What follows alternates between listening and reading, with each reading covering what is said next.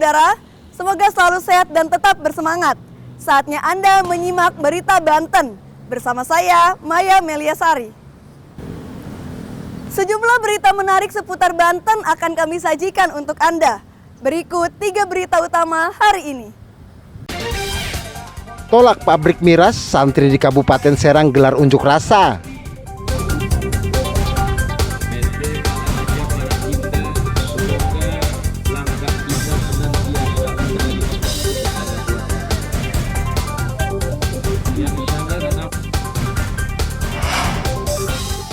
Banyak anak terlibat deklarasi kampanye damai yang seharusnya dilarang sesuai aturan pilkada.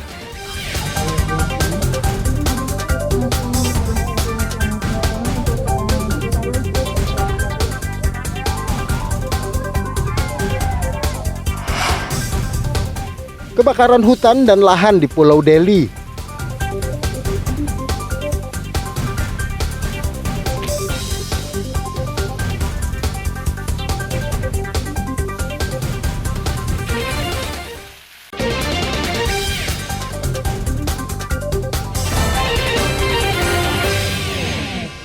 Kembali puluhan santri dan ulama berunjuk rasa di PT Balaraja Barat Indah di kawasan industri modern Cikande, Kabupaten Serang, yang memproduksi minuman keras.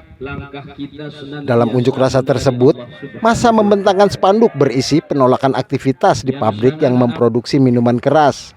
Secara bergiliran massa berorasi di depan pabrik, menuntut pabrik ditutup.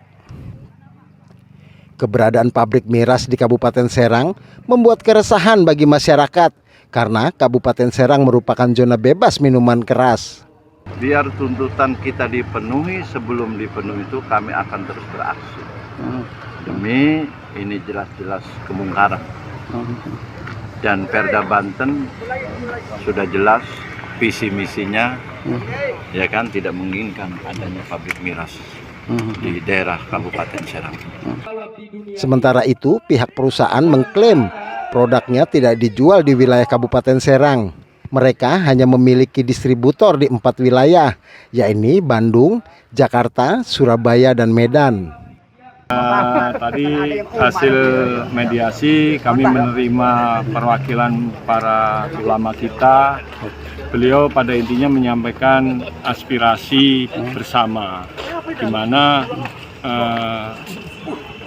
beliau meminta bahwa kembali lagi tidak ada peredaran minuman itu di daerah Kabupaten Serang pada khususnya dan Provinsi Banten pada umumnya. Selama unjuk rasa, polisi berjaga di sekitar pabrik. Ariel Maranus dan Ahmad Sayuti melaporkan dari Kabupaten Serang. Kasus penculikan anak kembali terjadi di Tangerang Selatan. Kali ini penculikan bocah berusia 9 tahun terjadi di Kecamatan Ciputat, Tangerang Selatan. Korban yang sempat diculik pada siang hari ditemukan pada malam harinya. Korban terus menangis histeris dalam pelukan keluarga setelah ditemukan dan langsung dibawa pulang ke rumah. Peristiwa bermula saat korban yang duduk di kelas 3 sekolah dasar sedang berjalan kaki pulang ke rumah usai sekolah. Saat tiba di gang rumah korban, tiba-tiba seorang pelaku yang mengendarai sepeda motor mendekati dan menyatakan jika ibu korban mengalami kecelakaan dan masuk rumah sakit. Mendengar hal itu, korban pun menuruti kemauan pelaku yang berdalih akan membawa korban ke rumah sakit untuk menemui ibunya. Orang tua korban pun segera melaporkan kasus ini ke pengurus lingkungan dan bersama-sama melakukan pencarian di sekitar rumah dan area sekolah. Saat pencarian, korban ditemukan tidak jauh dari lokasi penculikan dalam keadaan menangis. Dia pulang sama kawannya jalan duluan. Jam berapa tuh, Pak? Jam 4. Oh, sore. 4 sore dia les. Jam 4 sore? Dia pulang les sekolah di SDN Surah 1. Dia mau balik pulang, ya itu diikutin naik motor. Ya pas pintu gerbang ini. Oh, kejadian ini pas di depan? Pintu gerbang ini.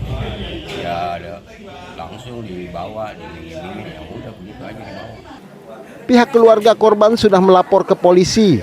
Berdasarkan hasil penyelidikan, korban diajak berputar-putar dan diduga dicabuli oleh pelaku. Korban pun sudah dalam pendampingan orang tua dan UPTD PPA Tangerang Selatan. Tim penyidik Polres Tangerang Selatan langsung melakukan penyelidikan untuk mencari dan mengumpulkan bukti-bukti petunjuk serta meminta keterangan daripada para saksi. Saat ini peristiwa tersebut ditangani oleh unit PPA Polres Tangerang Selatan. Hingga kini petugas masih terus mencari keberadaan pelaku dan kasusnya dalam penanganan unit PPA Reskrim Polres Tangerang Selatan. Ariel Maranus dan Sahbudin Atar melaporkan dari Tangerang Selatan. Karena lapuk dimakan usia, pohon berukuran besar tumbang dan menimpa rumah warga di Kelurahan Gerem, Kecamatan Grogol, Kota Cilegon. Petugas gabungan dari BPBD dan Tagana yang mendapat laporan langsung mengevakuasi pohon yang tumbang. Pohon berusia belasan tahun ini memiliki tinggi lebih dari 15 meter. Tumbang setelah wilayah Cilegon diterpa hujan deras disertai angin kencang.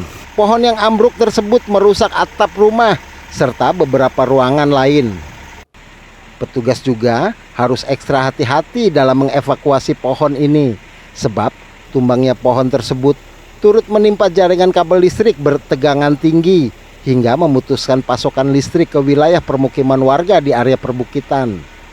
Kronologinya itu pas hujan disertai angin, begitu angin kencang itu langsung tumbang menimpa salah satu warga kami rumahnya, dan syukur alhamdulillah tidak ada korban jiwa, hanya korban materi saja.